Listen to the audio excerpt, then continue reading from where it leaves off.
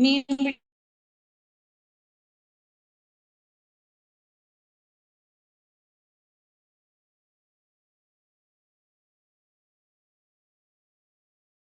लिखते हो। और प्रिय मधु, हम लोग पत्र लिखते समय सबसे पहले संबोधन करते हैं जिसको पत्र लिख रहे हैं। तो इस लड़की ने अनुपमा लिखा है, प्रिय मधु नमस्कार, तुम्हारा पत्र मिला, पढ़कर बहुत खुशी हुई कि तुमने दशहरे की छुट्टियों में खूब मजे किए। मैं और रोहित इस बार दशहरे की छुट्टियों में महाराष्ट्र गए थे अपने मामा जी के घर। मुझे शुरू से ही मूर्तियों, चित्रों और रंगों ने अपनी ओर आकर्षित किया है। अपनी ओर आकर्षित, आकर्षित माने खींचना, अपनी ओर खींचती है कोई चीज, अच्छी लगती है बहुत ज्यादा। तो हम अनुपमा को मूर्तियां, चित्र और रंगों से के प्रति आकर्षण था, वो उसे आकर्षित करते थे। मामा जी के घर जाने के पीछे एक कारण यह भी था, इस बहाने हम अजंता की गुफाओं की कलाकारी का आनंद भी ले लेते। मतलब मामा के घर हम लोग इसलिए गए थे कि चलो मामा के घर भी घूम लेंगे छुट्टियों में, और अपने मामा के घर से महाराष्ट्र में अजंता की मूर्तियां हैं, वहां हम सैर भी कर लेंगे। अंशी Kumari mute your self, Anshi Kumari mute your self, sorry unmute your self. Anshi unmute करो अपने आप को। हाँ, आप बताओ आवाज आ रही है नहीं आ रही? अंशी कुमारी। Yes ma'am. तो बच्चों आप लोग अपना चेक कर लो। हाँ, तो कहाँ पे थे? कलाकारी का आनंद लेते। उन्होंने ये सोचा कि हम मामा जी के घर भी जाएंगे और गुफाओं की कलाकारी का आनंद भी ले लेंगे। वहां की कलाकारी कैसी है, जनता की गुफाएं कैसी हैं, हम ये देख लेंगे। ऐसा कार्यक्रम बना के वो लोग महाराष्ट्र आए। हम सब परिवार रेलगाड़ी से मामा जी के घर पहुंचे। मामी जी हमें देखकर बहुत खुश हुई और हम उनसे मिलकर, जब हम किसी के घर जाते हैं तो बहुत खुशी होती है, बहुत दिन बाद मिलते हैं। ऐसे ही अनुपमा की मामी, उससे मिलकर बहुत खुशी हुई, उन्हें बहुत खुश हुई। और बच्चे भी अपनी मामी से, मामा से उनके घर जाके बहुत खुश हुए। और सुबह होते ही, अगला पैराग्राफ है, सुबह होते ही हम एक अलग सपनों की दुनिया में पहुंच गए। सपनों की दुनिया किसे कहा गया? अजंता की जो दुनिया थी, अजंता घूमने जब लोग अजंता की गुफाएं घूमने गए तो उन्हें ऐसा लगा कि वो सपनों की दुनिया में आ गए हैं। वह दुनिया थी अजंता की गुफाओं की दुनिया, क्योंकि अजंता की गुफाओं में दीवारों, छतों पर सुंदर चित्र बने हुए थे। कोई भी खूबसूरत चीज देखकर हम बहुत खुश हो जाते हैं। ऐसे ही बच्चे अजंता की गुफाओं की दीवारों पर बने हुए चित्र, छतों पर बने हुए सुंदर चित्र देखकर बहुत खुश हुए। और उन्हें बहुत ऐसा लगा कि वो लोग स्वर्ग में पहुंच गए, दूसरी दुनिया में पहुंच गए। जिस तरह की दुनिया हम आजकल देखते हैं, वहाँ वहाँ के शहर, कस्बों की इमारतों की दीवारें आमतौर पर सपाट और खुली होती हैं। देखो आजकल जो भी हम जगह देखते हैं, जैसे आज इसके सामने ही दीवार देख रहे हो, अपने कक्षा में दीवार देखते हो, तो वहाँ क्या होता है? कोरी होती है, दीवारों पे कोई चित्र नहीं बने होते हैं। कस्बों में, गांव में, शहरों में ज्यादातर चित्र कम बने होते हैं। दीवारें आमतौर पर कोरी होती हैं और सपाट होती हैं। फिर वह चाहे घर हो, ऑफिस या कोई अन्य जगह, चाहे वो घर हो चाहे ऑफिस हो, बहुत कम जगह, बहुत ही चित्र नहीं बने होते हैं, मूर्तियां नहीं बनी होती हैं। शहरों में तो ज्यादा से ज्यादा कोई चित्र टांग दिया जाता है। घर में भी अगर बच्चे पेंसिल या रंगों से दीवार पर अपनी कलाकारी दिखाएं तो उन्हें अक्सर डांट पड़ती है। शहरों में ये जरूर है कि कोई कोई चित्र टांग दिया जाता है घरों में, लेकिन अगर वो लोग, अपने बच्चे लोग अपनी पेंसिल से कुछ लिखना पढ़ना चाहते हैं तो उन्हें डांट दिया जाता है। वो कोई कलाकारी बनाते हैं, कोई कलर करते हैं, तो उन्हें ऐसा करने से मना किया जाता है और कहा जाता है कि घर गंदा हो जाएगा। वह एक बार रोहित की डांट पड़ चुकी है। रोहित जो है अनुपमा का भाई, उसकी भी डांट एक बार पड़ चुकी है। लेकिन अजंता की दीवारों छतों को देखकर ऐसा लगता है कि लोगों को कोरी दीवारें बिल्कुल पसंद नहीं थी। ये जो अजंता की गुफाएं हैं, बहुत वर्षों प्राचीन काल में किसी लोगों ने बनवाई थी। गुफाओं में ही दीवारों पर चित्र बना दिए गए थे। तो उन दीवारों को देखकर ऐसा लगता है कि लोगों को उस समय बिना चित्रों की दीवारें, बिना मूर्तियों की दीवारें बिल्कुल पसंद नहीं थी, कोरी दीवारें बिल्कुल पसंद नहीं थी। लोग उन पर ही कलाकारी किया करते थे। ऐसा हम लोग जब हिस्ट्री में भी पढ़ते हैं, मतलब एसएसटी में भी पढ़ते हैं। तब लोग अत्यधिक प्रकृति प्रेमी थे। दरअसल अजंता की गुफाएं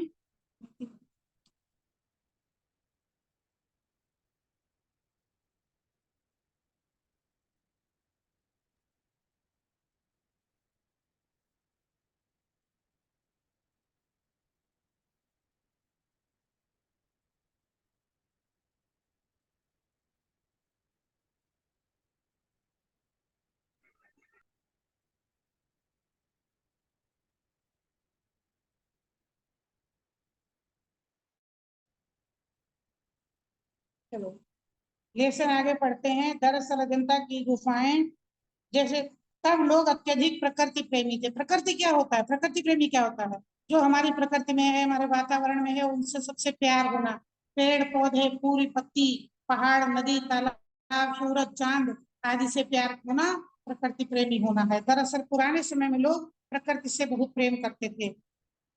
दरअसल अजंता की गुफाएं एक अत्यंत रमणीय जगह पर बनी, रमणीक जगह पर बनी। रमणीक माने बहुत सुंदर, जो हरी भरी और चारों तरफ से हरी भरी जगह है, रमणीक है, सुंदर है, देखने में बहुत आकर्षक है।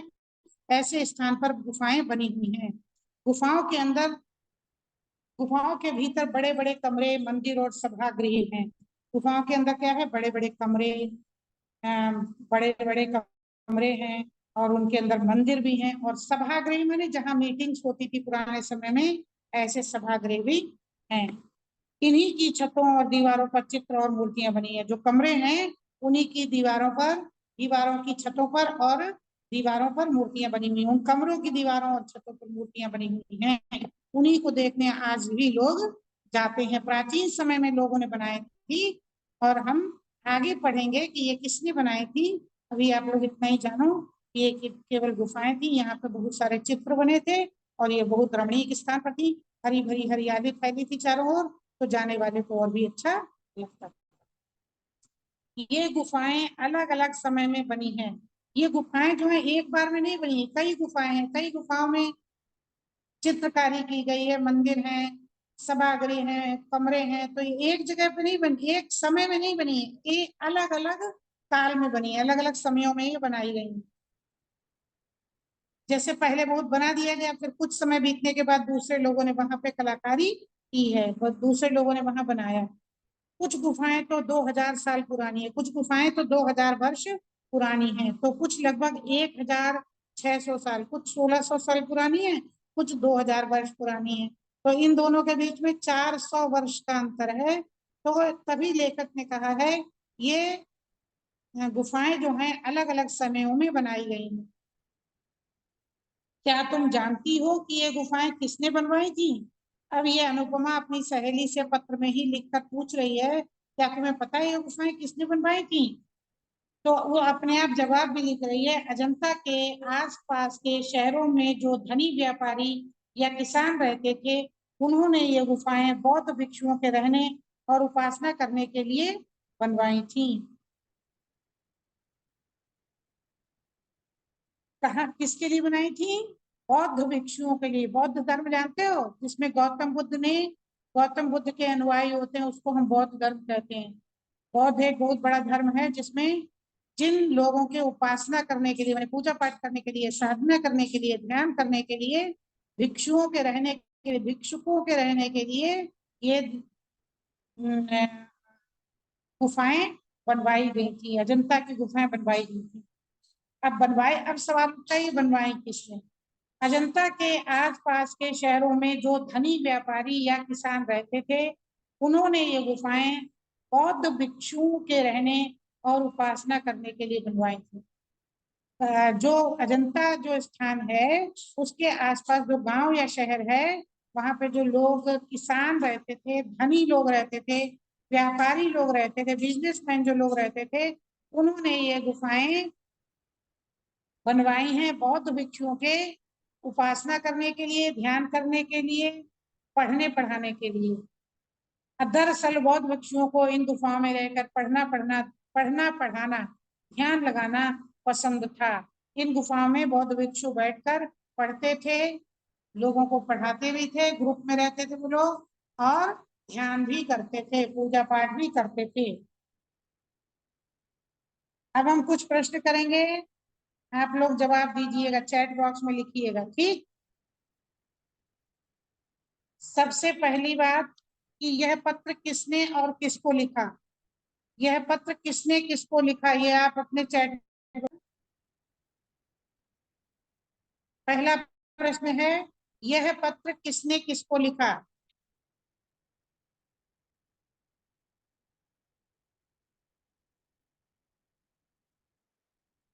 दूसरा प्रश्न है,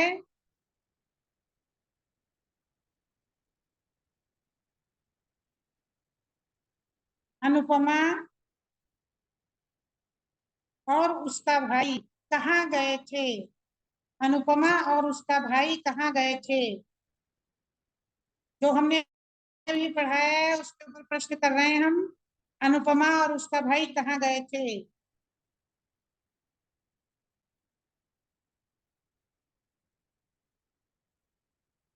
अजंता की गुफाओं की दीवारों को देखकर कैसा लगता है। अजंता की गुफाओं की दीवारें देखकर कैसा लगता है। आप टाइप करिए, क्वेश्चन का आंसर कोई नहीं दिया अभी तक।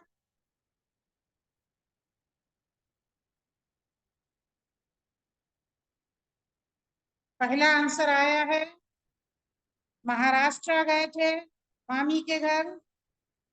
यह पत्र अनुपमा ने मधु को लिखा है, ठीक है, बहुत अच्छा। उत्कर्ष का जवाब आया है, अंकिता का जवाब आया है, ईशिता का जवाब आया है महाराष्ट्र, ठीक है, very good, very good. Maharashtra की स्पेलिंग भी आप लोग को आती है, बहुत अच्छी बात है। महाराष्ट्र की स्पेलिंग बच्चों को आती है तो बढ़िया बात है।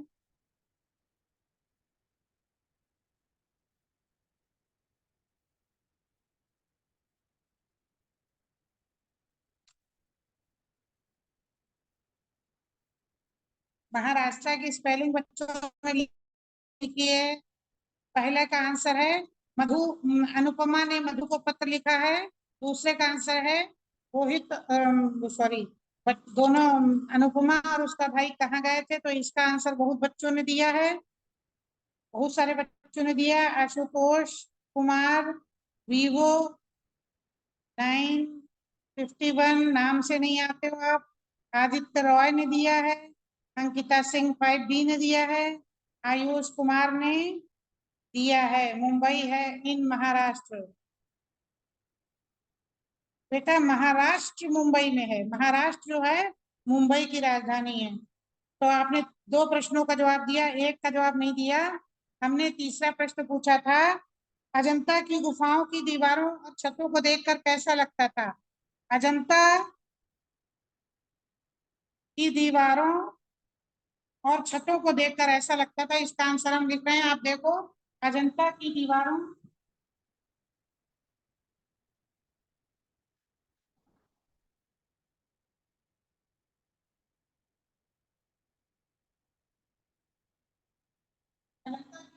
और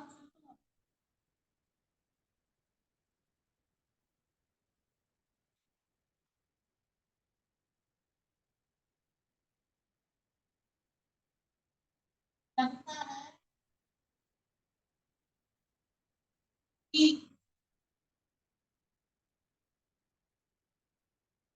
लोगों को कोरी दीवारें,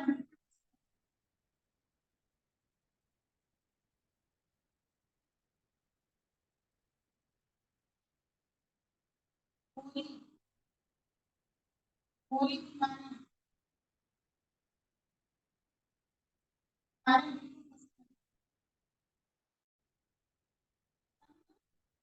नहीं थी। यह हमने पूछा उसका आंसर इससे आपका रिवीजन हो जाएगा कि भाई हमने अभी तक क्या पढ़ा। अब हम आगे चलते हैं पेज नंबर 52 में जो चित्र बना है उसके नीचे से चलते हैं। अजंता की गुफाओं में ये चित्र किसने, ये मूर्तियां किसने बनवाई, इस बारे में कई तरह के विचार हैं। जो अजंता की गुफा में लोगों ने मूर्तियां देखते हैं, इनके बारे में लोगों के अलग अलग विचार हैं कि ये किसने बनवाई। कुछ लोगों का कहना है कि ये चित्र बौद्ध भिक्षुओं ने बनवाए हैं। कुछ लोगों का कहना है जो वहां पे चित्रकारी है वो बौद्ध भिक्षुओं ने की है। बौद्ध धर्म को मानने वाले जो मॉन्क होते हैं, भिक्षुक होते हैं, उन्होंने ऐसा करवाया है। कुछ लोग ऐसा मानते हैं। तो कुछ का कहना है कि जिन व्यापारियों और किसानों ने ये गुफाएं बनवाई थी, उन्हीं लोगों ने अपनी पसंद के चित्रकारों, शिल्पकारों से इन गुफाओं की सजावट का काम करवाया। कुछ लोगों का कहना है कि बहुत से लोग बौद्ध भिक्षु जो थे, उन्हें उन्होंने जब गुफाएं बनवा दी तो उसके बाद व्यापारियों ने और किसानों ने वहां पे कलाकारों को लाए, शिल्पकारों को लाए और वहां पर अपने पसंद के चित्र बनवा दिए और गुफाओं में चित्रकारी करवा दी, मूर्तियां बनवा दी, भित्ति चित्र बनवा के गुफाओं को सजा दिया। ऐसा लोगों का मानना है। तो कुछ लोग तो कहते हैं कि बौद्ध भिक्षुओं ने ये चित्र बनाए हैं, और कुछ का कहना है कि वहां के किसान और जो व्यापारी थे, उन लोगों ने अपने कलाकारों को बुलाया, अपने पसंद के कलाकारों और शिल्पकारों को बुलाया और लोगों को अजंता की गुफाओं में चित्र और चित्रकारी और मूर्तिकारी करवा दी, उन्हें सजवा दिया। तो दो तरीके के विचार हैं, या तो बुद्ध भिक्षुओं ने बनवाई है या फिर वहां के व्यापारियों और किसानों ने ये गुफाओं में चित्रकारी और कलाकारी या मूर्तिकारी करवाई है। बोर्ड को देख लो एक बार आप लोग, फिर देखो आगे चले। मुझे इस बारे, शिल्पकार, एक यहाँ पे शब्द आया शिल्पकार।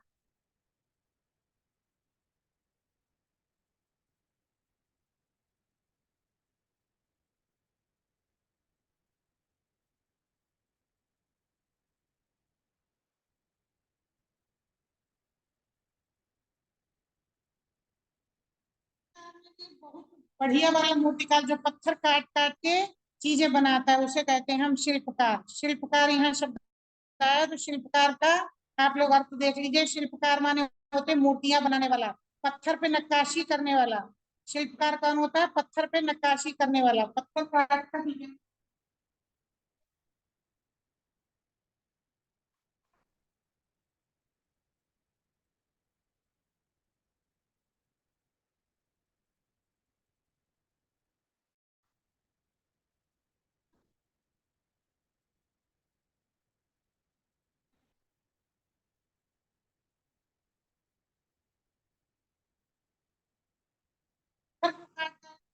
कलाकृतियां बनाते हैं, कलाकारी करते हैं, उनको हम शिल्पकार कहते हैं। मूर्तिकार भी कहते हैं, शिल्पकार भी कहते हैं। तो ऐसे शिल्पकारों ने वहां पे कलाकारी करके ऐसी ऐसी चीजें वहां बना दी हैं अजंता की गुफाओं पे। बहुत अच्छा अच्छा बना दिया है डिजाइन मूर्ति, जिसे लोग देखने आज 2000 3000 वर्ष बाद भी जाते हैं और वो कलाकारी देखकर हतप्रभ रह जाते हैं, हैरान रह जाते हैं, इतना अच्छा। मुझे इस बारे में दिलचस्पी थी कि अजंता के चित्रों के मुख्य विषय क्या थे। मुख्य विषय अजंता के में जो चित्र बने उनका मुख्य विषय क्या था। अब बच्चों को इसके बारे में दिलचस्पी थी, ये वो जानना चाहते थे कि कौन, ये चित्र में क्या बात बताई गई है। इन चित्रों का मुख्य विषय बुद्ध के जीवन से जुड़ी जातक कथाएं और बौद्ध धर्म है। तो इन चित्रों में बौद्ध धर्म, बुद्ध, महात्मा बुद्ध जो हुए हैं, उनके जीवन से जुड़ी हुई कथाएं हैं, उनके जीवन और बौद्ध धर्म से जुड़ी हुई बातें इस चित्रों के माध्यम से बताई गई हैं। शायद चित्र बनाने वालों को अपने आसपास के जीवन को सजीव रूप देना भी पसंद था, इसलिए चित्रों में जंगल, जानवर, लोग, राजा रानी आदि को बखूबी चित्रित किया गया। तो विषय क्या थे?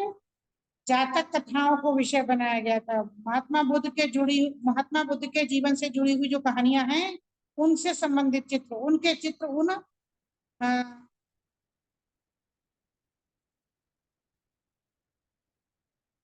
उनके चित्र उनके चित्र बनाए गए थे। किसके चित्र बनाए गए थे? महात्मा बुद्ध के जीवन से जुड़ी हुई जातक कथाओं को लिया गया था, उनका मुख्य विषय था।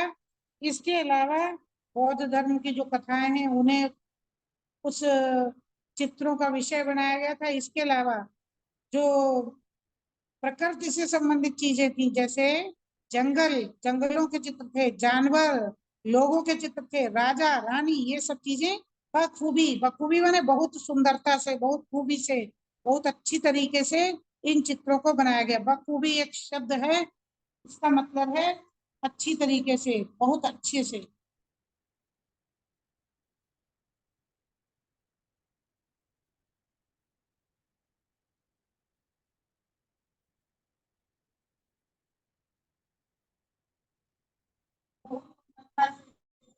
बखूबी बनाया गया है इन चित्रों को।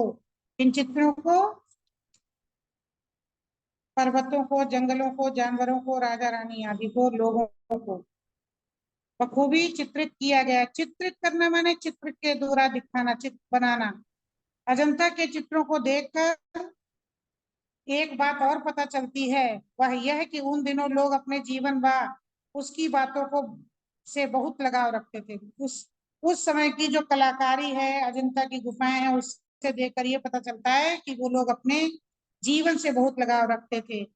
मेरा यह भी पता चलता है कि लोग लंबी और पतली आंखों को सुंदर मानते थे, क्योंकि मूर्तियों में कैसी आंखें बनी? लंबी और पतली आंखें सब मूर्तियों में बनी हैं। तो ये पता चलता है कि उस समय लोग लंबी और पतली आंखों को सुंदरता की निशानी मानते थे। चित्रों से उस समय के रहन सहन, पहनावे, हाव भाव आदि का भी पता चलता है। जो वहां कलाकारी की गई है, उन चित्रों के माध्यम से उस समय कैसा कपड़ा पहना जाता था, कैसे लोग रहते थे, कैसे लोग खान पान करते थे, और कैसे हाव भाव थे, ये सब चीजें पता चलती। जब हम कहीं घूमने जाते हैं तो हम ये सब चीजें, हमें जानकारी भी मिलती है, शिक्षा भी मिलती है। अगर हम इससे इतिहास से जोड़ के देखें तो तुम्हें बहुत सी बातें मिलेंगी। अगला पैराग्राफ। रोहित ने बताया, अजंता में बने चित्रों के रंग खनिजों से बने। खनिज माने मिनरल्स। उस समय जो चित्र लगे हैं, वहां पे चित्र बने हैं, मूर्तियां बनी, उन पे जो चित्र, वो सॉरी चित्रकार, रंग भी लगाए गए, रंगा भी गया उन्हें मूर्तियों को। तो वो, और उसके रोहित ने बताया ये चित्र जो है खनिजों से बने हुए हैं, इसलिए वो इतने पुराने समय के बाद भी पुराने नहीं लगते हैं, नए लगते हैं। चित्रों में लाल रंग के लिए गेरू, पीले के लिए प्योढ़ी और सफेद रंग के लिए चूने का प्रयोग किया गया था। अब आप सोचेंगे कि कैसे वो मिनरल से बने हैं? तो वो मिनरल्स क्या होता है? पत्थरों में भी तो मिनरल्स होते हैं, खनिज होते हैं। तो क्या क्या खनिज थे? जो गेरू होता है, गेरू आज भी हम लोग गमले रखते हैं। गेरू लाल रंग की जगह पे, जहाँ पे लाल रंग का प्रयोग करना था, वहां पे गेरू का प्रयोग किया गया है। प्योरी एक पत्थर, पीले रंग का पत्थर होता है, उसका प्रयोग घिस करके पीले रंग के लिए किया गया था। सफेद रंग के लिए चूना, चूना भी पत्थरों में ही मिलता है, पहाड़ों पर ही मिलता है। तो वो भी एक तरीके का मिनरल है, जो हम लोग साइंस में पढ़ते हैं। तो चूने का पत्थर, चूना व्हाइट होता है, और चूने पत्थर का प्रयोग किसके लिए किया गया? सफेद स्थानों को रंगने के लिए, सफेद रंग के प्रयोग के लिए चूने का इस्तेमाल किया गया है। इन्हें पीस कर गोंद के साथ मिलाकर तैयार किया जाता था। अब रंग बनता कैसे था? पत्थर से कैसे रंग बनेगा? पहले उन्हें पीसा जाता था, जो पाउडर होता था उसमें गोंद मिलाया जाता था ताकि वो चिपका रहे, और फिर उनका प्रयोग मूर्तियों पे किया जाता था, ताकि वो बहुत दिनों तक, सालों साल तक छूटे नहीं। जो कि बच्चे बोल देख रहे हैं और बोले हैं कि वो आज तक इसलिए नहीं लगते हैं क्योंकि वो खनिजों से बना है। इन्हें पीसकर गोंद के साथ मिलाकर तैयार किया जाता है। नीले रंग के पत्थर के लिए लेपिस लजूली नाम के पत्थर का प्रयोग किया गया है। अब आपके सामने प्रश्न है, आ सकता है कि नीले रंग के पत्थर के लिए कौन सा पत्थर, नीले रंग के लिए कौन सा पत्थर का प्रयोग किया गया है? तो उसका नाम है लेपिस लजूली। लेपिस लजूली एक पत्थर का नाम है जिसे पीस करके नीला होता होगा, तो नीले रंग का प्रयोग किया गया है लेपिस लजूली के लिए, लजूली पत्थर से पीस कर। इस लेकिन इस जो यह पत्थर अफगानिस्तान से मंगवाया गया। ये जो लेपिस लजूली पत्थर था वो हमारे इंडिया में मिलता ही नहीं था, भारत में उस समय नहीं मिलता था, या हमारे पर्वतों में वो नहीं था मिनरल, तो वो अफगानिस्तान से मंगाया गया, विदेश से मंगाया गया था। लेकिन फिर भी अंत में ये भी कहा गया है कि लेकिन इस नीले रंग का प्रयोग बहुत ज्यादा नहीं है। अब ज्यादा इसीलिए नहीं क्योंकि यहाँ प्राप्त नहीं होता था अपने देश में, बहुत जो चीज हमारे पास होती है उसका प्रयोग हम ज्यादा करते हैं, हमारे देश में होती है। तो बाहर से मंगाया गया था नीला रंग के लिए पत्थर, लेपिस lazuli, इसलिए वहां नीले रंग का प्रयोग कम किया गया। अजंता में सबसे अधिक हरे रंग का प्रयोग हुआ। अजंता की जो मूर्तियां हैं, जो गुफाएं हैं, उनमें जो मूर्तियां बनी, चित्र बने, उसमें सबसे ज्यादा हरे रंग का प्रयोग हुआ है, ग्रीन कलर। हरा रंग बनाने के लिए ग्लूकोनाइट नाम के पत्थर का प्रयोग किया गया, जो आसपास के पहाड़ों पर मिल जाता था। अब हमने अभी अभी बताया जो चीजें हमारे आसपास आसानी से प्राप्त हो जाती हैं उनका प्रयोग हम अपने दिनचर्या में ज्यादा करते हैं।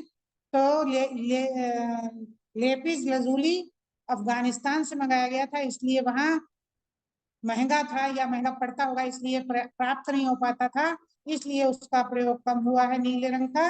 और हरे रंग का प्रयोग सबसे ज्यादा हुआ है, क्योंकि हरे रंग का प्रयोग करने के लिए, हरा रंग बनाने के लिए ग्लूकोनाइट नाम के पत्थर को का यूज किया गया है, प्रयोग किया गया है, जो कि आसानी से आसपास के पहाड़ों में, इलाके में मिल जाता था। कुछ रंगों को बनाने के लिए पौधों का भी प्रयोग किया गया। कुछ रंग ऐसे थे जिन्हें बनाने के लिए पेड़ पौधों का प्रयोग भी किया गया। तुम्हें मालूम है फूल बहुत रंग के होते हैं, पत्तियां हरे रंग की होती हैं।